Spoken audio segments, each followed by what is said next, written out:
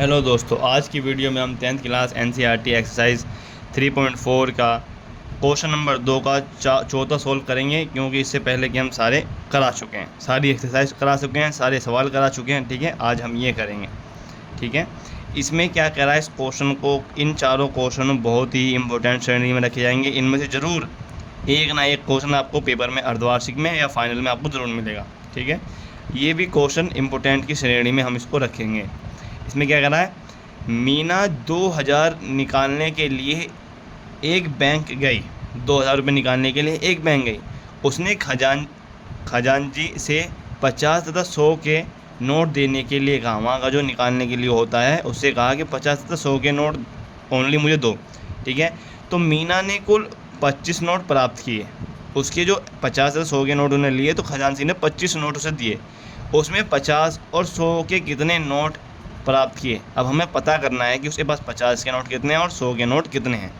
ठीक है, तो माना इन क्वेश्चनों को करने से पहले हम इनमें थोड़ा मान लेते हैं कि माना 50 के नोटों की संख्या, माना 50 के नोटों की संख्या इक्वल टू कितना आ जाएगा, x। और 100 के नोटों की संख्या, 100 के नोटों की संख्या इक्वल टू y। इसको हम डैश डैश से इसलिए दिखा देते हैं कि टाइम ख़राब ना हो और जल्दी से हो जाए। ठीक है, सेम चीज़ नहीं यहाँ पे भी लिखनी है, 100 के नोटों की संख्या y।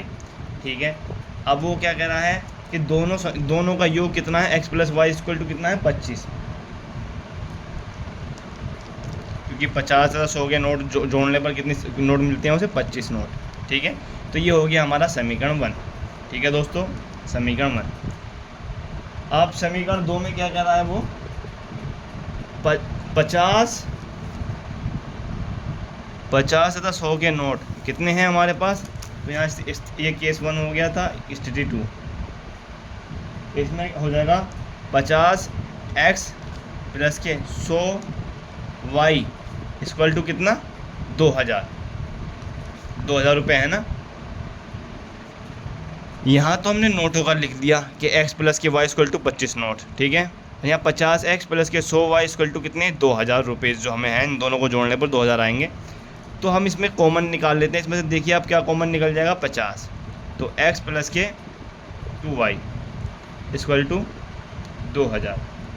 ये 50 इसके बटे में चला जाएगा, क्यों, क्योंकि ये गुणे में है, ये गुणे में है, तो ये इसके बटे में चला जाएगा। तो 2000 बटे 50, ये 0 से 0 ख़त्म। ठीक है, इससे इसे काटेंगे, 5 चौक 20, ये वाली 0 ही आ जाएगी। तो x प्लस के 2y इक्वल टू कितना आया है, 40। ये समीकरण 2, समीकरण 1, समीकरण 2। अब हम क्या करेंगे, समीकरण 1 व 2 की तुलना करने पर या घटाने पर, समीकरण 1 व 2, समीकरण 1 में से 2 घटाने पर, यहाँ लिख देंगे समीकरण 1 में से 2 घटाने पर। ठीक है, समीकरण 1 कितनी है, x प्लस के y इक्वल टू 25। समीकरण 2 कितनी है, x प्लस के 2y इक्वल टू 40। ठीक है, अब आपको पता है कि साइन चेंज कर देते हैं घटाने पर।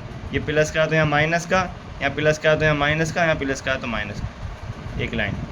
ये दोनों, ये प्लस का है, यहाँ पे प्लस माइनस एक कट जाते हैं। ठीक है, और ये माइनस का है, माइनस के 2y और प्लस का y, कितना बचेगा, माइनस के y। अरे 2 रुपये का कर्जा है, 1 रुपये आपने दे दिया, क्या रुपये बचे आपके पास कर्जा, 1 रुपये कर्जा बचा, तो हमने ये लिख दिया। अब माइनस के 40y में से, यहाँ निशान ज़रूर देखना है, माइनस के 40y में से 25 गया, सॉरी y नहीं आया, 40 में से 25 गया तो माइनस के 15। अब ये वाले माइनस, ये वाला माइनस ख़त्म हो जाता है, तो y बराबर आ जाता है 15, y बराबर 15। अब y का मान समीकरण जो है, समीकरण 1 में रख दो, y का मान समीकरण 1 में रख दो।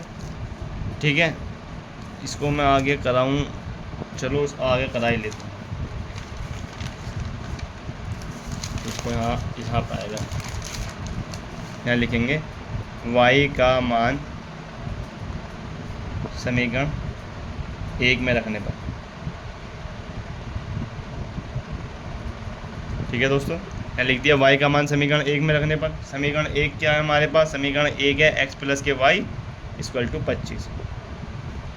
ठीक है, मैं आपको दिखा देता हूँ। देखो समीकरण 1 क्या है हमारे पास? x प्लस के y इक्वल टू 25। ठीक है, यही चीज़ हमने यहाँ लिख दी। इसके बाद अब y बराबर आया हमारे पास 15, तो y बराबर कितना है हमारे पास? 15। अब जहाँ पे y है वहाँ 15 रख दो, तो x प्लस के 15 इक्वल टू 25।